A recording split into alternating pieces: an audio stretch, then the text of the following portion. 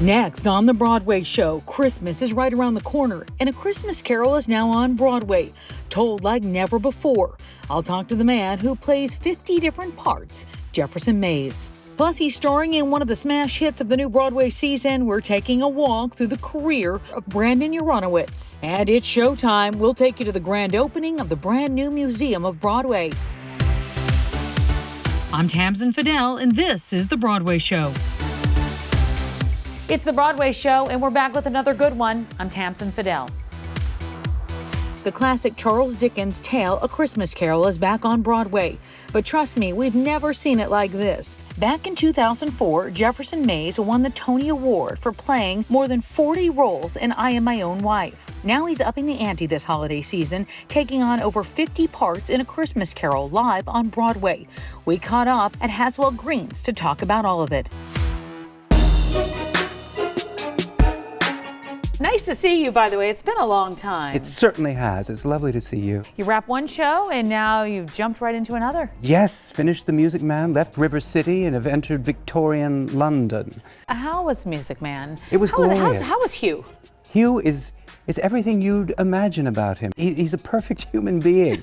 He was so lovely. His leadership of The Music Man and Sutton's was just exemplary. They gave us bagels. He gave us lottery tickets every Sunday. Wow. No, they were definitely the mom and dad of Music Man and are just such lovely people. Is that a nice thing to have when there is somebody that's kind of taking charge of the enthusiasm of Absolutely. the show? I think it requires great leadership from the leads in the cast, and he came across with that in spades. It was just gorgeous. It was such fun. I've never had so much fun before in my life. It was a gorgeous cast, a cast of 40 people it must have been. And now I'm with the most wretched cast in New York at the Nederlander. That's not true. Infighting, backbiting, backstabbing, wretched people. But I heard it's tremendous leadership there as well. Well, I don't know. It depends on who you talk to. Let's talk about that. Let's talk about the show. You've been doing it for a little while now, and we don't know how many times this is yet, do we?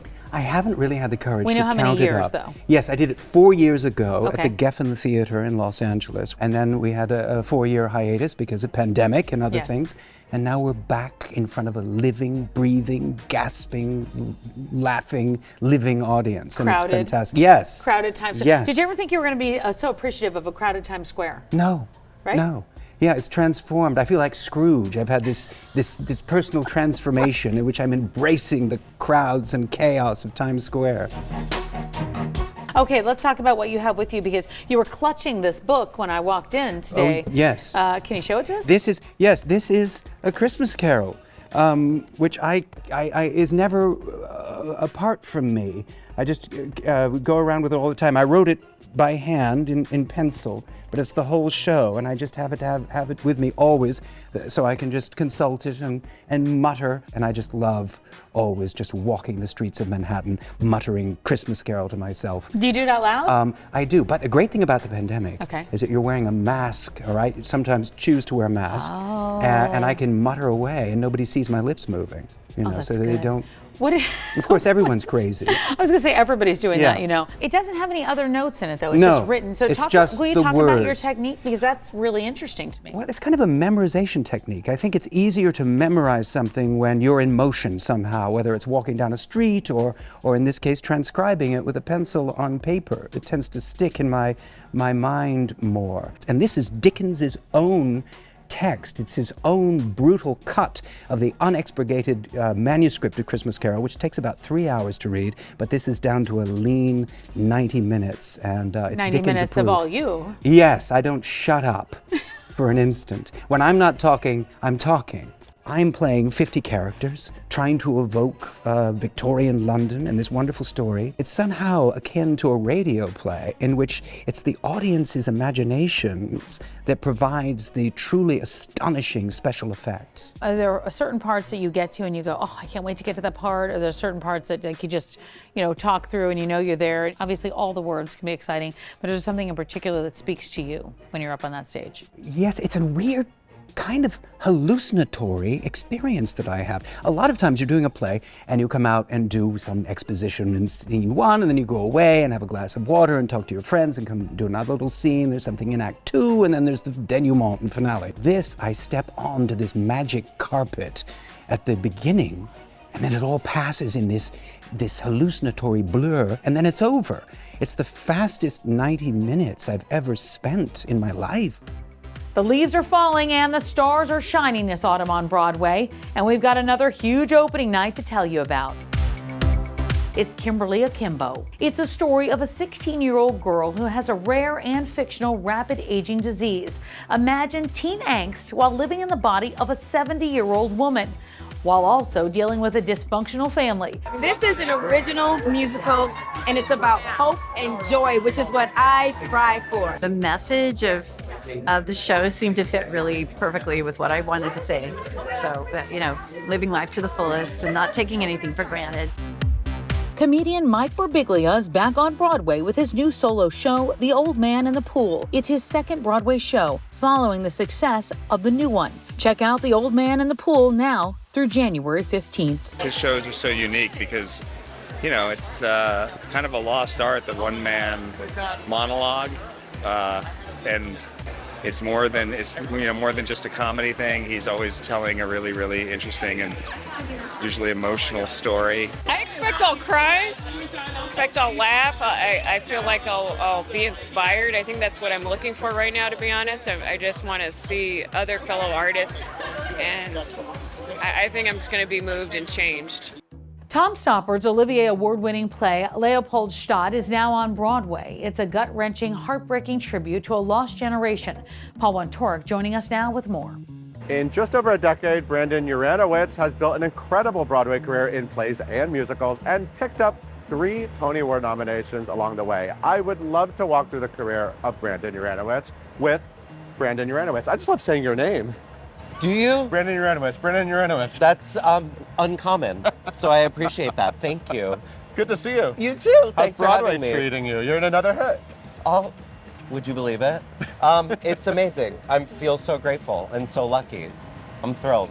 Okay, Yeah. well, we're starting here at the newly beautiful Hudson Theater. Gorgeous. You were in Burn This, which I is was. actually one of my favorite 80s plays. Lamford Wilson. Oh my God. You played Larry. I did. Fantastic character. A gay Super man fun. in 1980s A gay New man York in the City. 80s. You are a proudly out actor, and Sure am. you've been able to explore some great gay men characters. Yeah, I have. Including Larry. That was a really...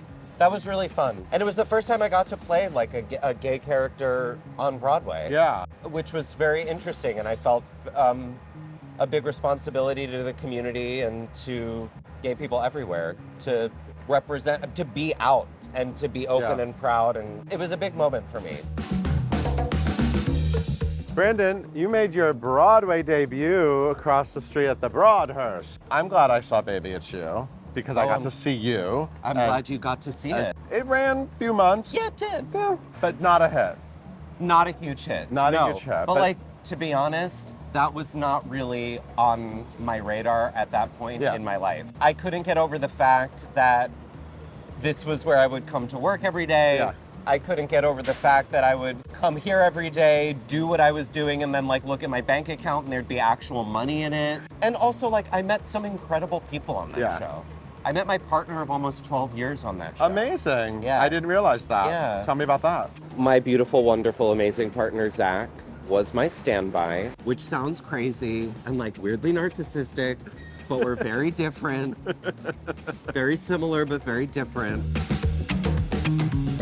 This is the Samuel J. Friedman Theater, home of MTC, Manhattan Theater Club. Manhattan Theater Club. You did a very special show here, Prince of Broadway, honoring the career of Hal Prince and working with Hal Prince. It's like a bucket list thing, Yeah. you know what I mean? It was like not even a thing that was part of my like list of dreams that I was hoping would come true. It was like so far out of reach for me that I would work with someone like that. And then to work with him and have him be such a kind, generous soul was like, again, beyond anything I could have ever possibly imagined in my career. So let's talk about this. So Yeah. you were recreating amazing moments from Yeah. musical theater history, which Yeah. Hal Prince was tied to all of them. Any really memorable moments or conversations with Mr. Prince? I'll never forget the first time I did dressing them up for Hal in the room. He turned to Susan Stroman. They were sitting like sort of watching as I was doing it, and I was in the middle of it, and he just turns to Stro and he just goes,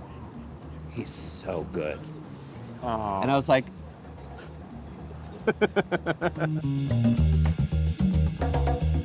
Hey, look, it's the Barrymore Theater. You did the band's visit here. I did. You weren't in the original cast. I was you, not. You were I replaced? replaced John Cariani. It was 4 of the best months of my entire life. Really? Like, it was one of the greatest experiences, one of the most incredible groups of people. When I got the offer, I hadn't seen it yet. And I was like, well, I mean, let me see it first. Within 2 minutes, I was like, I don't even care. I don't care what my character does. I don't care if I say nothing. I don't care if I walk across the stage for 2 seconds. I have to be a part of this. I think we're in front of the Palace Theater. Hard to tell. Hard to tell. There's a very long renovation. They're lifting. They're lifting the palace Lifting 30 the feet in the air, which makes me nervous because it's really beautiful. I hope they don't ruin it. You did a beautiful musical there, I An did. American in Paris. Yeah. What was it like being around all those dancers? No, I felt really insecure all the time. I was like, oh, I need to fix my diet, I guess. I need to work out more, I guess. You look great. I was so fascinated by their ability and so impressed by their talent. I was like, this is something I could never do. You're all incredible people. I don't know how you do it.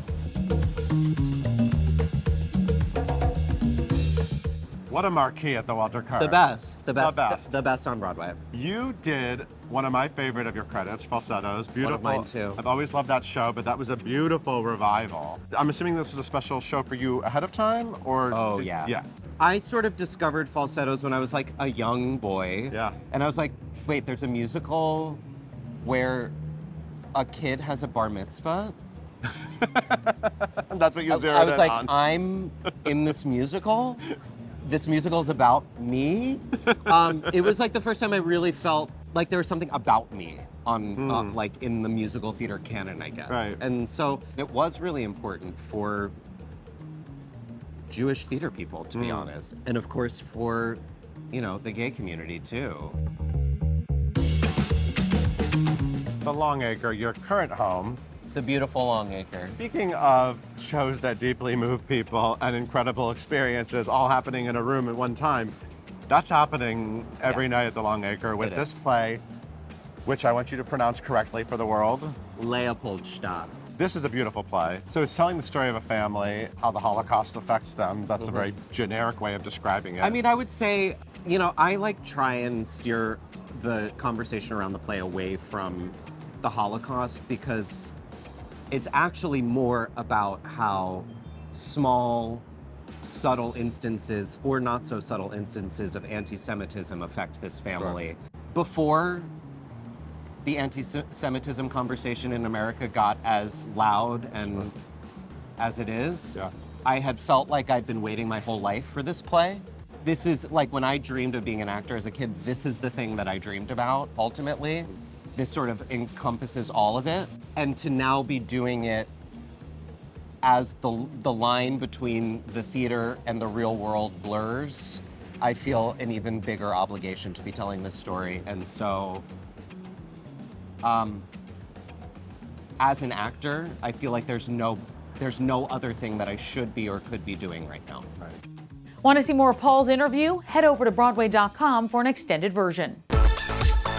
This one is so exciting. It's the Museum of Broadway, and it just opened its doors in the heart of the theater district. It is an immersive and interactive experience chronicling the history of Broadway, the biggest shows of all time, not to mention Broadway's biggest stars. And the museum doesn't just celebrate the stars, it pays tribute to those who have worked behind the scenes to bring these shows to life. The opening of the Museum of Broadway is what's happening right now, and I just got to go through it, and I'm speechless by the epic museum that is this museum. It is unbelievable. Every facet of what it is to be a part of a Broadway show or the making of a Broadway show, the Broadway experience, is represented in this museum. It is so spectacular. I have to come back multiple times because there's so much here to see. The Museum of Broadway is on 45th Street between 6th and 7th Avenues, and a portion of every ticket will go to Broadway Cares Equity Fights AIDS. This is the Broadway Show, and we're back in just a few.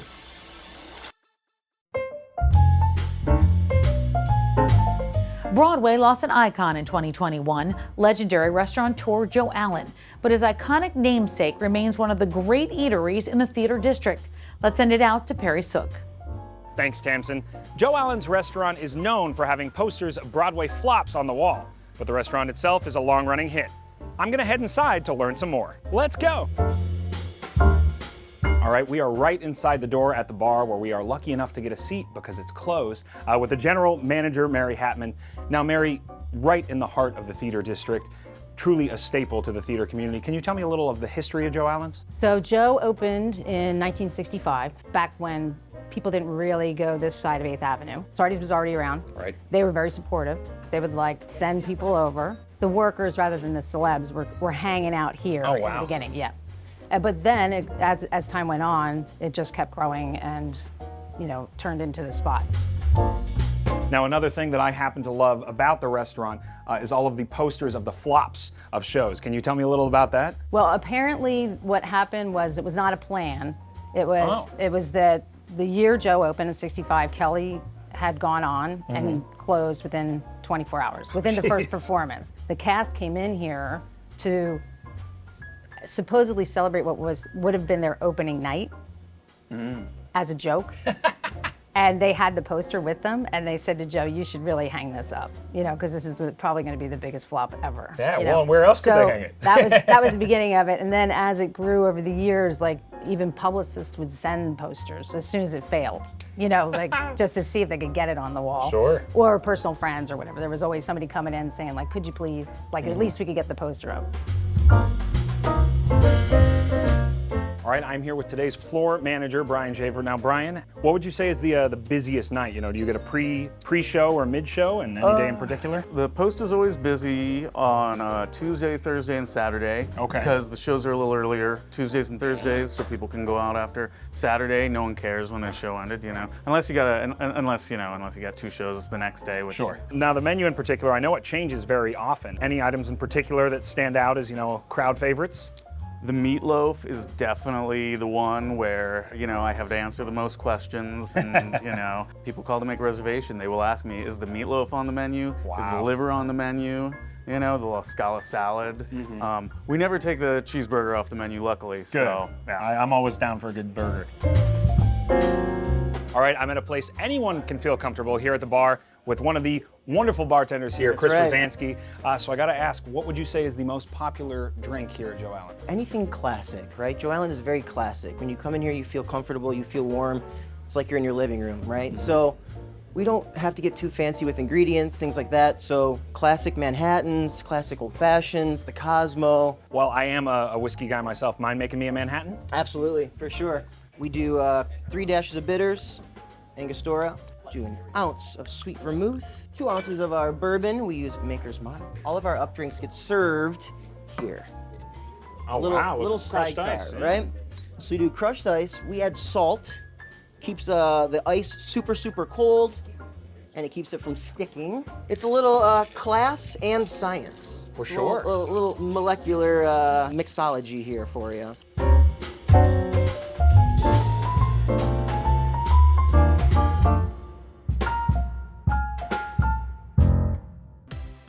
Thanks for sticking around. I'm Tamsen Fadal.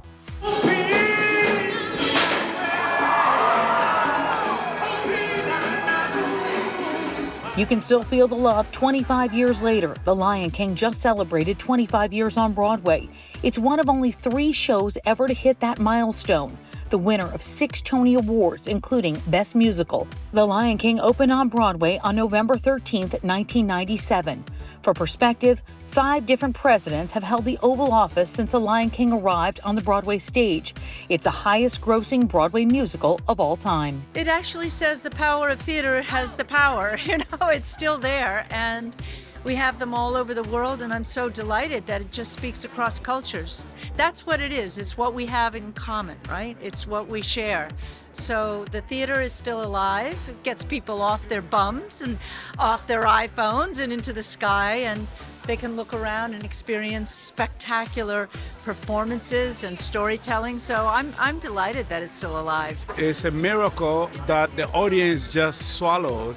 And when you look around the world, you realize that the impact of the Broadway production and its power around the world is the fact that you got a human-to-human contact with the audience, and it gets bigger and bigger and bigger and bigger. But no, I don't think any of us imagined that will be 25 years.